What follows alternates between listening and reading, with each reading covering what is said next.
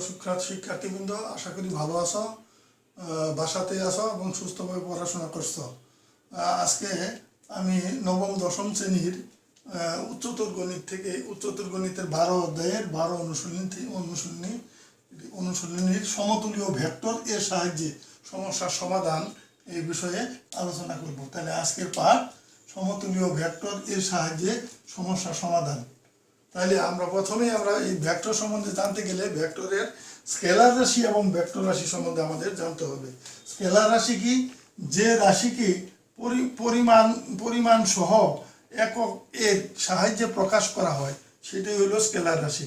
যেমন ভর, আয়তন, দ্রুতি, এগুলো হলো স্কেলার রাশি। তাহলে ভর কোনটা? মনে করো যে 5 কেজি, তাহলে 5 কেজি একটা বস্তুর ওজন হলো 5 সংখ্যায় এলো, সেটা হলো পরিমাণ 5 এবং কেজিটা হলো একক, ওই যে তার কেজি হলো একক, এই জন্য যে পরিমাণ সহ একক থাকতে হবে, তাহলে ওইটা হলো স্কেলার রাশি। তাহলে স্কেলার রাশি সম্বন্ধে জানলাম। এবার আমরা ভেক্টর রাশি দেখি। যে রাশিকে প্রকাশ করতে পরিমাণ ও দিক ওই উল্লেখ করতে হয় তাকে ভেক্টর রাশি বলা হয়। এখানে পরিমাণও থাকবে এবং ওই দিক উল্লেখ করতে হবে, এই দুইটা জিনিস এখানে, তাইলে সেটা হবে ভেক্টর রাশি। পরিমাণ এবং পরিমাণের সাথে দিক থাকতে হবে। যেমন সরণ মনে করো ধরো যে এ থেকে বি পর্যন্ত গেল, তাহলে এ থেকে বি পর্যন্ত এই দূরত্বটা কতটুকু দূরত্ব? মনে করো 5 মিটার, এবং কোন দিকে গেল?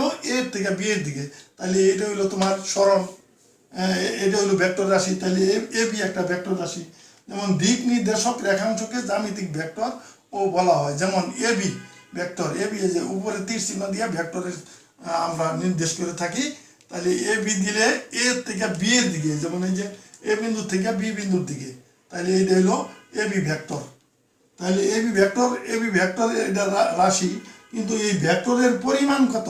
পরিমাণ মানে একটা স্কেলার রাশি আসবে, তখন তোমার এই যে তোমার মডিউল দিতে হবে, module of A B vector. এই যে মডিউলের এই দুইটা দাগ দেওয়া মানে module of A B vector, বা সংক্ষেপে এ বি দিয়া কি বোঝাবে? পরিমাণ বোঝাবে, এখানে দিক বোঝাবে না। তাহলে তোমার ধারক রেখা কারে কয়? এখানে আবার একটু জানতে হবে যে কোন ভেক্টর যে অসীম সরল রেখার অংশ বিশেষ তাকে আমরা ওই ভেক্টরের ধারক রেখা বলি। মনে করো একটা অসীম সরল রেখা দিলাম, হ্যাঁ, তাহলে মনে করো একটা অসীম সরল রেখা দিলাম,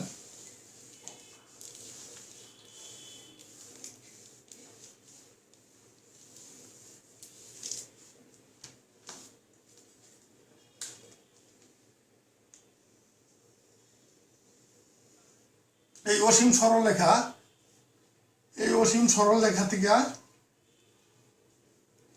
সরল রেখা থেকে এই যে এ বি একটু কেটে নিলাম,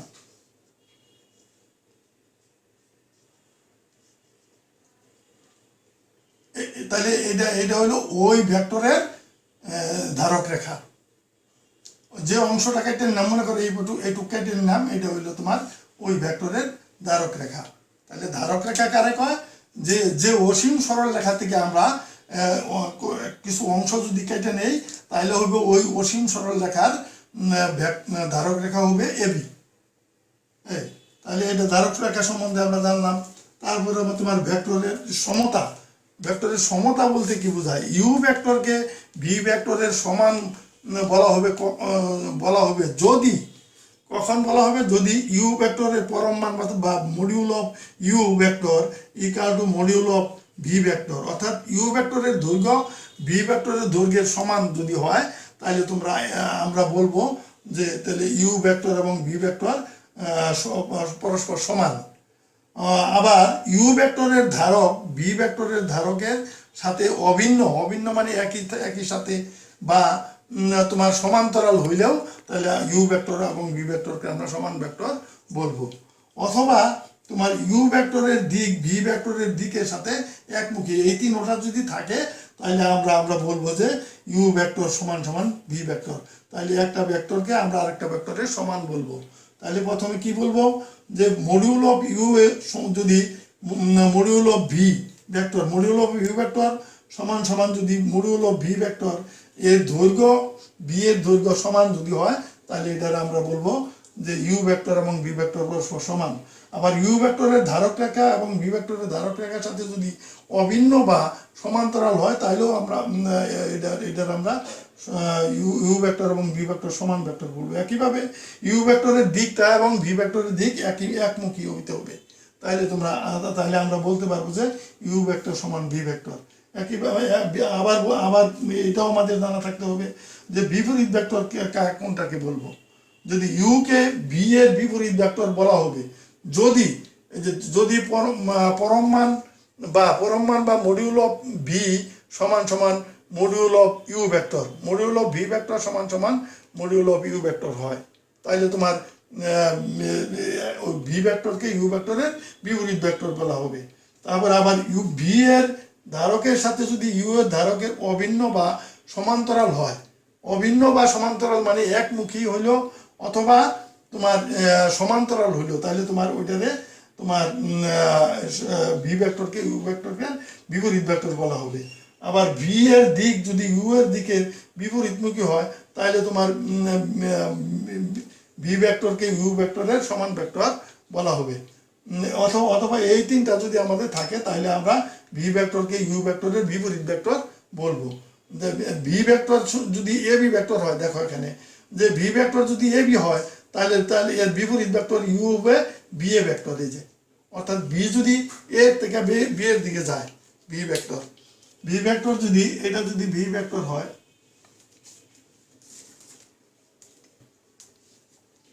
তাহলে ভি ভেক্টর যদি এ বি ভেক্টর হয়, এর থেকে বি এর দিকে যদি হয় ভি ভেক্টর, তাহলে ইউ ভেক্টর হবে বি এর থেকে এ এর দিকে। যেমন মনে করো যে এই যে এটা দিলাম,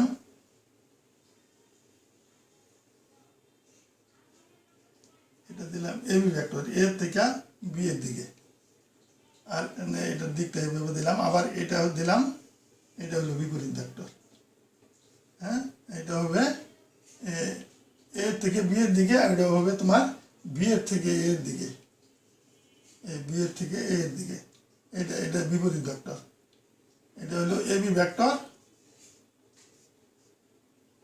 আর এটা হলো বি এ ভেক্টর, এটা হলো বি এ ভেক্টর, এটা বিপরীত ভেক্টর। এটা এই যুগের ত্রিভুজ বিধি এই সম্বন্ধে একটু আলোচনা করি।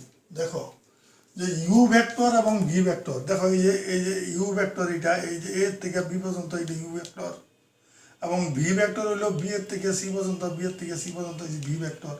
ইউ ভেক্টর এবং ভি ভেক্টর সমান্তরাল না হইলে তাহলে এই বাহু আর এই বাহু কি সমান্তরাল? সমান্তরাল না।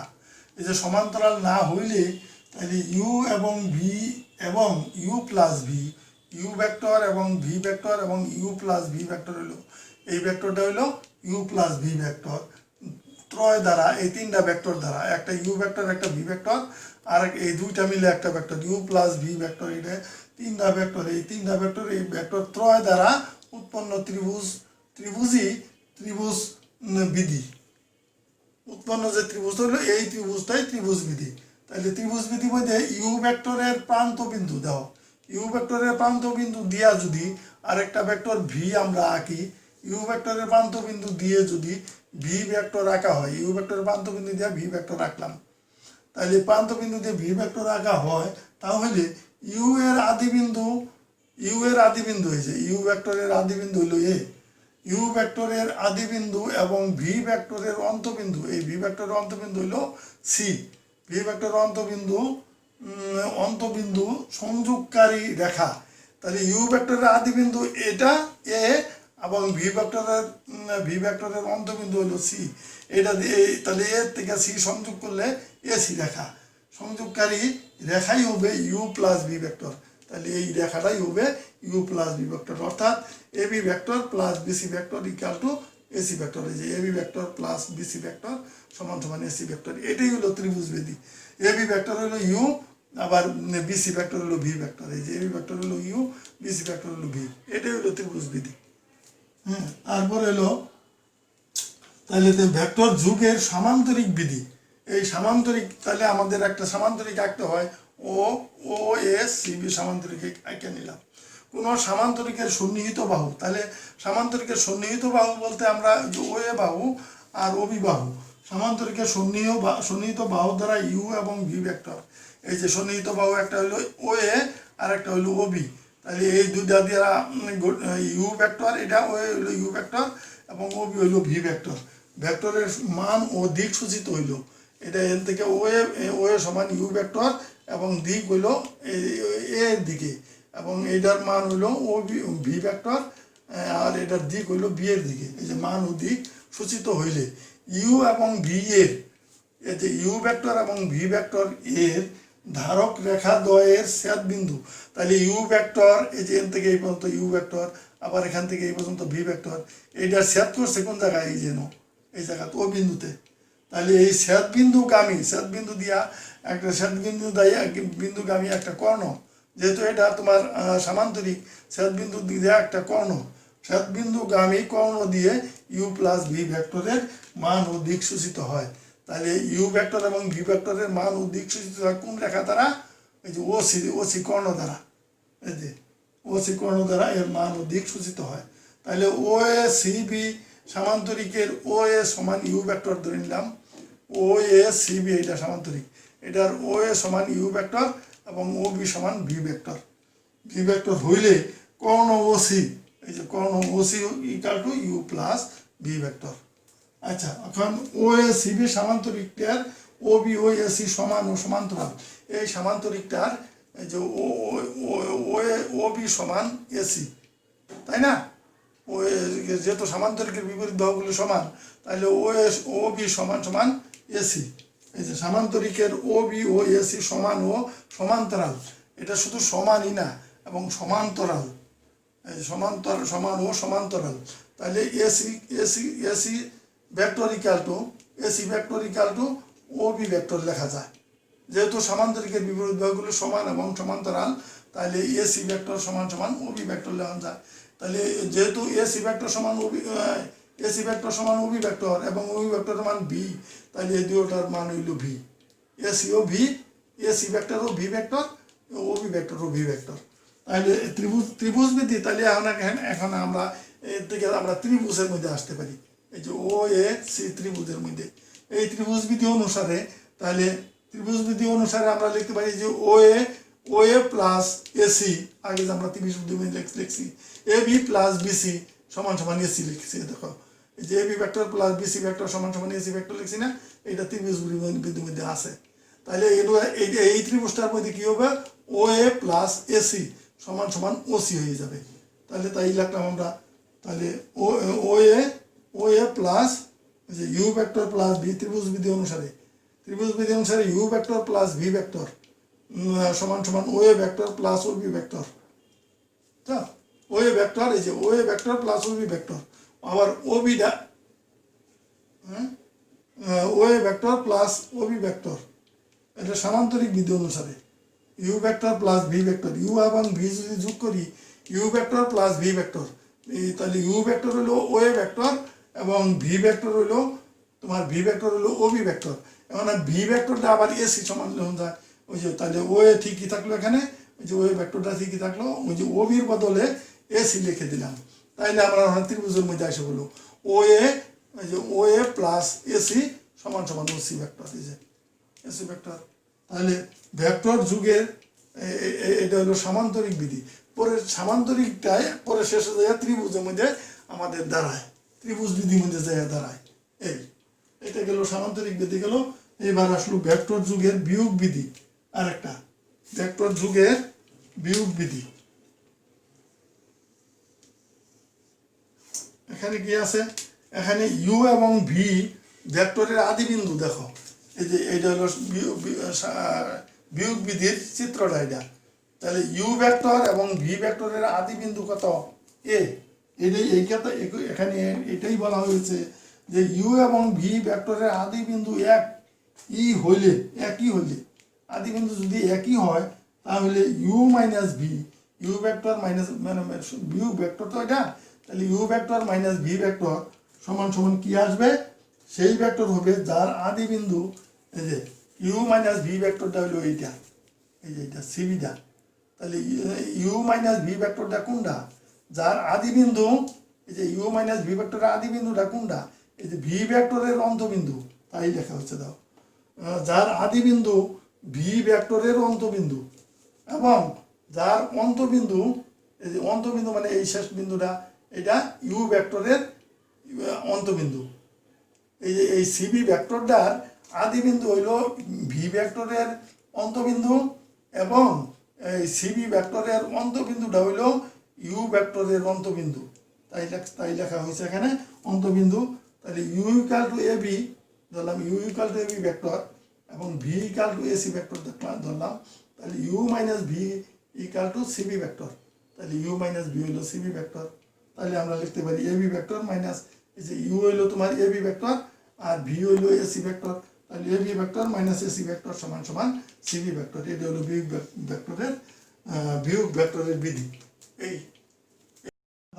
সমস্যার সমাধান করি সমস্যাটা হলো A B C D সামান্তরিকের কর্ণদ্বয় AC O BD হইলে এ বি ভেক্টর ও এসি ভেক্টর দ্বয়কে এডি ও বিডি ভেক্টর দ্বয়ের মাধ্যমে প্রকাশ করে লাগবো এখানে দুইটা অঙ্ক একটা এসি ডে এডি ও বিডি এর মধ্যে প্রকাশ করতে হবে আর এসি কে এডি ও বিডির মাধ্যমে প্রকাশ করতে হবে আর একটা হলো এসি প্লাস বিডি সমান 2BC আবার AC vector minus BD vector সমান সমান 2E ভেক্টর অর্থাৎ চারটা প্রমাণ এখানে আছে তাহলে আমরা সামান্তরিকটা এখানে এঁকে নিলাম তারপরে তোমার সমাধান এবিসিডি সামান্তরিকের এসি ও বিডি দুটি কর্ণ যেটা ওই দাগের মধ্যে বলা আছে এবি ভেক্টর ও এসি ভেক্টর দ্বয়কে এডি ও বিডি ভেক্টর দ্বয়ের মাধ্যমে প্রকাশ করতে হবে এবং প্রমাণ করতে হবে যে এসি ভেক্টর এই যেটা আর কি AC vector plus BD vector সমান 2BC ভেক্টর আবার প্রমাণ করতে হবে যে AC vector minus BD vector সমান 2E ভেক্টর মানে ডাকের মতোই অনেকটা এটা লেখা আর কি ভেক্টরের যুগের ত্রিভুজবিধি অনুসারে আমরা পাই যে AB vector plus BD vector সমান সমান AD vector AB vector plus BD vector সমান সমান এডি ভেক্টর তাহলে এখানে এবি যদি রেখে দেয় তাহলে বিডি ও পাশে মাইনাস হয়ে গেল তাহলে একটা প্রমাণ হয়ে গেল বা এবি ভেক্টর সমান এটা পাই গেলাম এডি ও বিডির মাধ্যমে প্রকাশ হইল আবার আরেকটা প্রমাণ হইল AC vector equal to AB vector plus DC vector এইটার মধ্যে তাহলে এডি ভেক্টর প্লাস এই যে এসি ডিসি সমান সমান এবি সামান্তরিকের বিপরীত বাহু বলে এডি ভেক্টর প্লাস এই যে ওখানে এবি ভেক্টর সমান এই যে এবি ভেক্টর সমান এডি ভেক্টর এখানে বসাই দিলাম এবি ভেক্টর জায়গা তাহলে 2AD মাইনাস বিডি হয়ে গেল এটা 2 নম্বর প্রমাণ হয়ে গেল 3 number AC vector plus BD vector equal to 2AD vector এটা 3 নম্বরে এটা প্রমাণ করতে হবে AC vector plus BD vector সমান সমান 2BC ভেক্টর তাহলে তোমার এটা এডি ভেক্টরের জায়গায় আমরা বিসি বসাই দিলাম তাই না তাহলে হলো তোমার এটা 3 নম্বরের প্রমাণ হয়ে গেল তারপরে তোমার হলো আরেকটা প্রমাণ হলো এই যে